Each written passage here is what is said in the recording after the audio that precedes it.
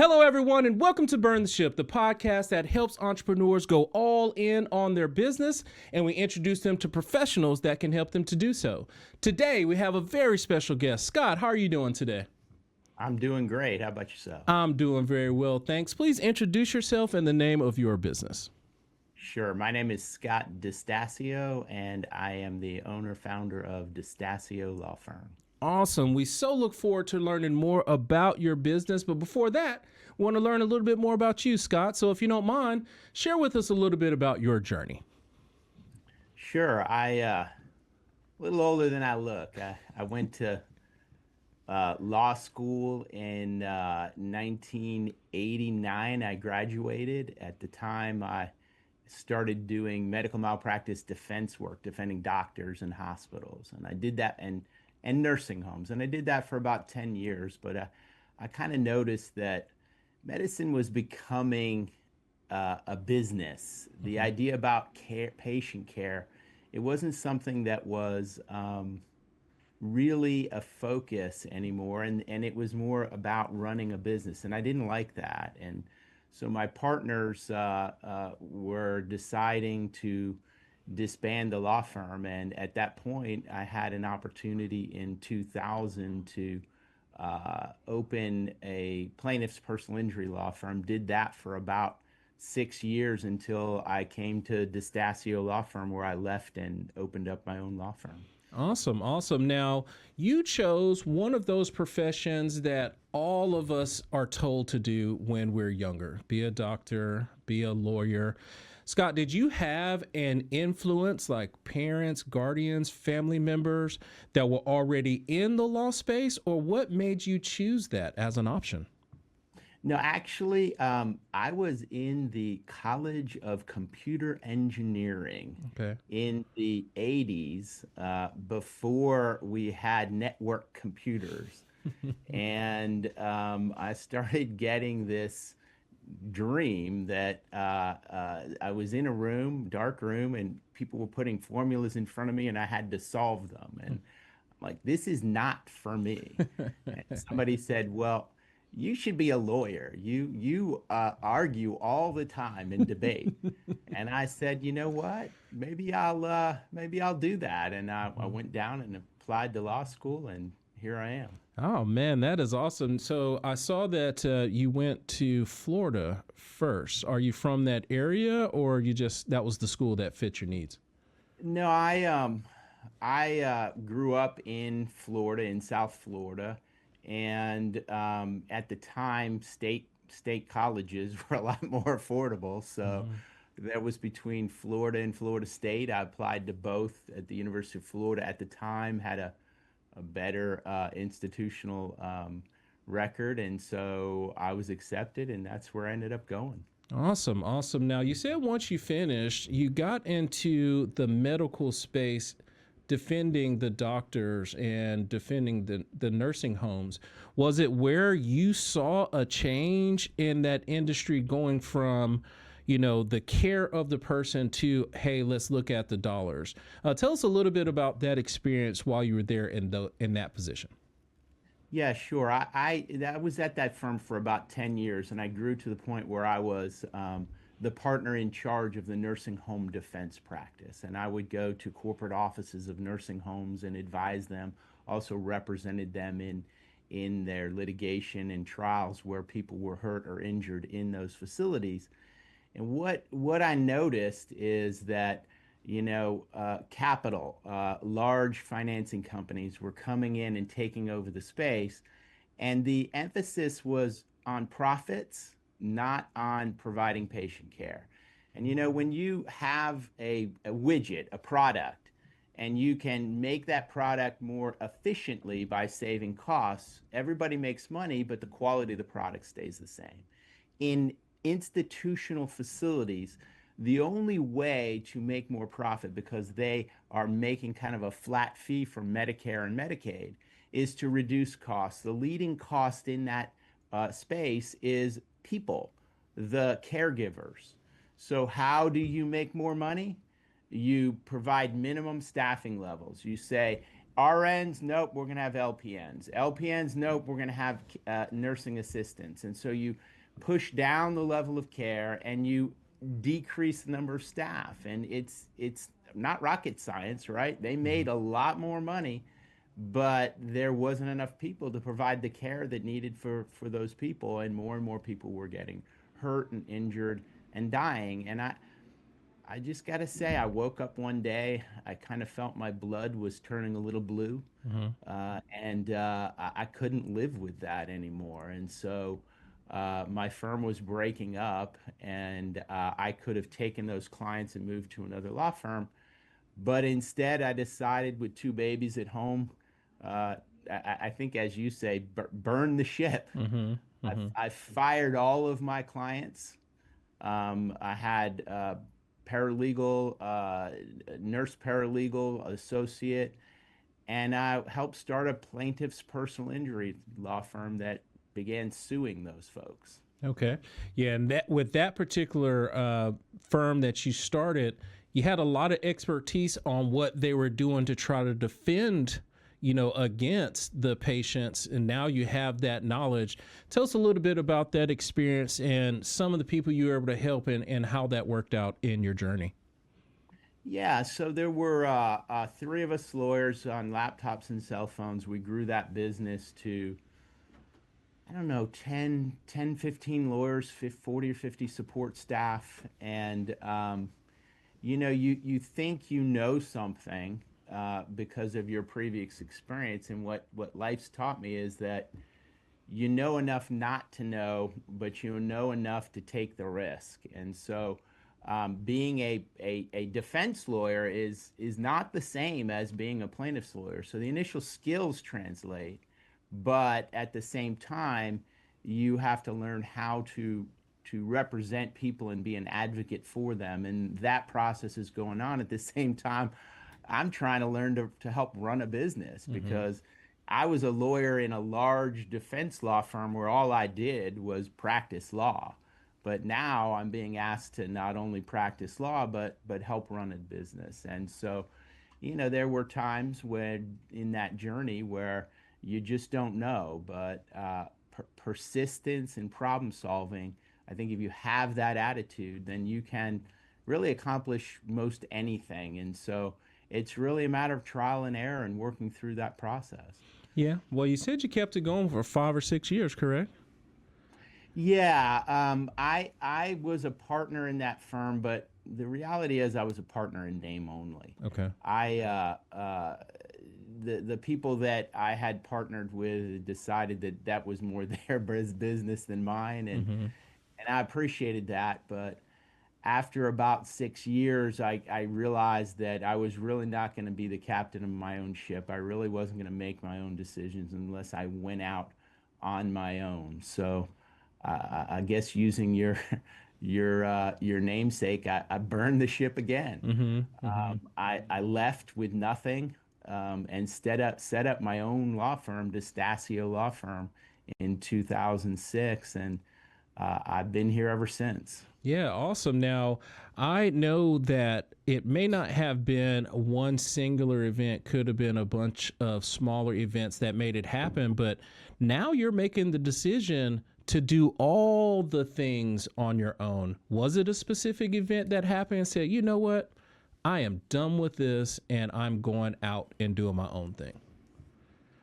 Yeah, I mean, answering to other people can be a good thing, but it can also be something that's restrictive. And it just got to the point where my partners that I felt more like an employee than an owner, and I wanted to own my own business. With the encouragement of a paralegal that was working with me, we made the decision to leave, and that's kind of really how that happened.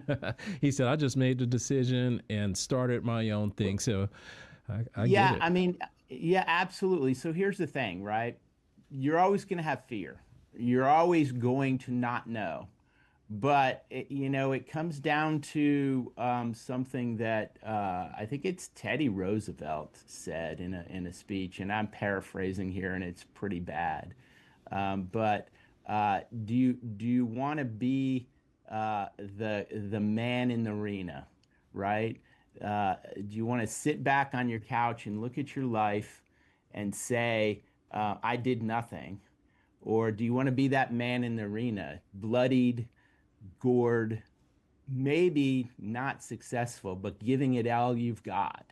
And I've chosen that path every time because at the end of the day, I don't want to be that person sitting on a couch looking back and say, what if I could have, I should have. So Mhm. I've always in those turning points in my life chosen to push into the unknown and figure it out. Awesome, awesome. So that was 2006, around 2006 time frame. Now Distasio has been born. Tell us all about what you do at your business now. Yeah, so plaintiff's personal injury is a very broad scope, right? You can represent people who are injured as a result of the negligence of other people. Um, you can be representing car crashes, slip and falls, medical malpractice, nursing home abuse, products liability.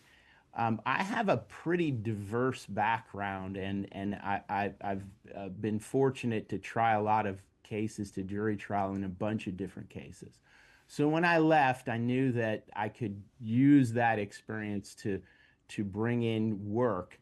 I thought, because I was just myself, I thought that it would be easy to work on car crash cases because, quite frankly, they're not as hard as the complex medical issues. But there's so much advertising going on in that space.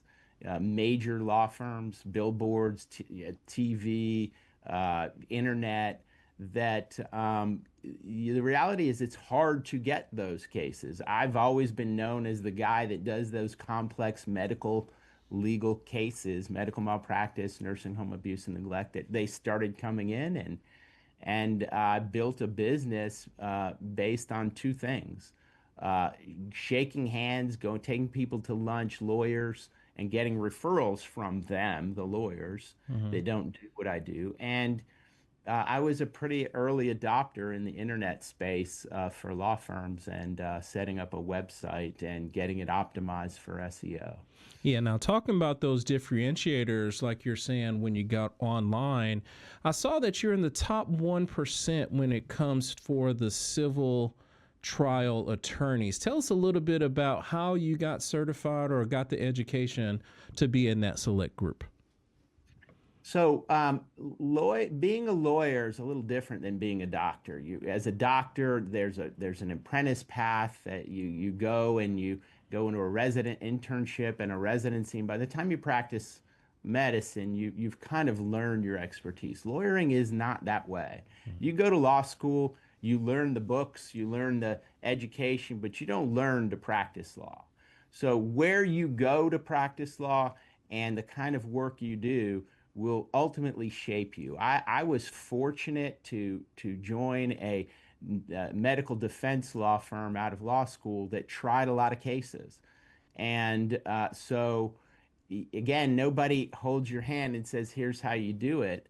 You watch, you get little parts of a case, and you build on that. And the reality is, I've found that it's kind of a quirky saying, but power is not given; it is seized. I was working up a case with another law partner, and I got it set for trial. I started doing all the work on that file. The partner was busy, didn't realize the trial was set. And he walked in and said, "What do you mean this case is set for trial? Who's trying this case?" I said, "I am." I said, "Would you really want to try that case?" I said, "Yes." I said, "See this evaluation that says you have to give a percentage chance of winning to the client?" "Yeah." "Okay, you want to try this case, you write that you have a 70% chance of winning." "Okay, 70% chance." Put it in the client. Client says they want to try the case. went down and he sat with me and I tried my first case 2 years out of law school. Okay. At that point, because now I'm a trial lawyer, Mhm. started getting more work, doing trials, and building my practice. You fall on your face, you learn what you didn't know, you get a little better each time, and at some point you can call yourself a trial lawyer, get board certified after having so many trials, taking a test, passing that test, and then you become a board certified civil trial lawyer. Awesome. Thank you so much for sharing that. I think it's important to highlight that because that helps to set you apart. You have some positive things going for yourself, your time in the industry. I mean, your own business for 20 years, and you're in that top 1%. As we continue to build out the framework of why someone should call, tell us a little bit more about what we should keep an ear out for in order to refer someone over to you. Yeah, absolutely. So there are very few lawyers that have the experience in nursing home and assisted living facility abuse and neglect than I do. And not because of anything other than I've been in that space since I began practicing law, and I've seen it both on the plaintiff side and on the defense law side. And also medical malpractice, I have a large experience with that kind of work. I've also done a lot of car crash cases. To me, they're a lot less complex. So you want to find a lawyer that not only understands your specific area of law, but also has the willingness and the knowledge to go to trial. It doesn't mean the case is going to go to trial. What it means is the other side knows that if they don't resolve the case, it will, and therefore they're more likely to resolve the case. So as somebody who has a lot of expertise in personal injury and somebody who is board certified as a trial lawyer, then you know that our law firm is going to be able to handle the cases that are sent to us. And so anybody looking for a personal injury law firm in the Tampa Bay, Florida, really the whole state of Florida, we can help. And if we can't, we can find somebody who can. Awesome. I knew that was going to be the thing because you talked about you built the practice on your relationship. So even if you do have something that you just have questions about, I would say reach out to you because, like I said, you're probably going to be able to help them. But if not, you'll be able to put them in the right position. Yeah, I mean, I basically told you I have three real areas of expertise: medical malpractice, nursing home abuse, assisted living facility abuse and neglect, Mhm. car crash cases. I guess slip and falls as well. But you call my law firm because you have a products liability case, you're injured because of a product. I'm not going to take that case, but I know people in the state that do, really around the country, and I can get those cases referred out. Awesome. Thank you so much for clearing that for us. Now, I'm confident that over your journey, in college, the different attorney firms you work with, and now your current business, you have acquired and nurtured a bunch of different best practices and business skills that have helped you to be successful. Do you mind sharing with the audience a couple of those best practices? Yeah, absolutely. I mean, at the end of the day, I'm a trial lawyer. I'm a lawyer working my files. But as a business owner, I have to market the law firm. I've got to ensure that the staff is educated and trained. I've got to ensure the finances are working. And when I first began running my own law firm, I didn't know how to do that. So the first thing that I would say is you're never going to know how to do something the first time you do it. And you have to basically read, educate yourself on it, and then pull the trigger. You'll get the experience. It's not going to kill you. And so, yeah, you might fall on your face. Yeah, it might not work the way you wanted, but you're going to learn from that. And then the next time you're going to do better. So the first thing, educate and train yourself. Ready, fire, aim, right? And then regroup, and then learn from it, and then put systems in place. And what I mean by that is there's routine tasks in your business. If you know how to do them and you just do them, In order to grow, you have to take that thing that you know how to do, write a detailed description and checklist for people around you that you're going to train that person on that thing, and now you freed up to do something else. So take everything in your business and organize it that way with written instructions on how to do each task and a policy manual, so that at some point, if somebody just read that book, they could do your business. Now, are they going to do that? No. But if you have that and then you train somebody to do the things that you need to be done the way that you want them done based on that book, now that person can train the next person with that book. You don't have to be involved as much, and so and so and so and so as your business grows. Thank you so much for sharing that. It's very important to get organized. I really liked your first point where you're saying just do it. It's never going to be the perfect storm. You just got to go and do it and then figure out the rest from there. So I definitely appreciate you sharing those wise words. Now, we've talked a lot about your journey. We've talked about the business. You've shared some magnificent skills in which they should adhere to. But now I want to talk a little bit about Scott. So, Scott, let's just say the business is continuing to go well. Time, money is not an issue at all. What is it that Scott would do with his time? You know, I like to do a lot of physical activities. I will absolutely be involved in weight training and some cardio.